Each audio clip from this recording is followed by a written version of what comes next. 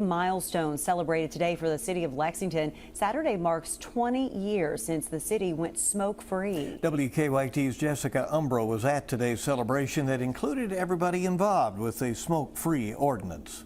When people ask me, as a longtime council member, what the most important vote I made was, it was to support the smoking ordinance. 20 years ago this week, the Lexington-Fayette Urban County Council passed a public ordinance banning indoor smoking in public places. Dr. Ellen Hahn, director of Breathe, a group advocating for access to clean air, remembers the controversial 11-3 vote, making its way to the Kentucky Supreme Court, where the ban was upheld. They said not only is it the right of local government, but it's the responsibility of local government to protect our citizens. The Kentucky Center for Smoke-Free Policy says Lexington's indoor air pollution dropped by 91% after the ordinance and led to fewer cases of lung cancer and emergency room visits for asthma.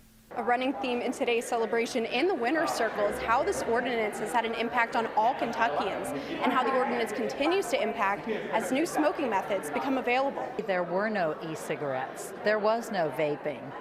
And who could have imagined that that would be in the future? A trend that has led to an expansion of the law. And the law, I might say later, was strengthened by the council to include all workplaces and electronic cigarettes. Former University of Kentucky President Lee Todd attributes the success of the ordinance's implementation to the support of the community, including UK students. When you try to solve a problem, you got to have an instigator and initiator, and it's great if they have data and not just spirit. And then you got to have leadership, but then you have to have execution. You've got to make it work. In Lexington, Jessica Umbro, WKYT. Now, the ordinance was the first of its kind in Kentucky, but it led the way for other Midwestern and Southern states to follow with similar laws and ordinances.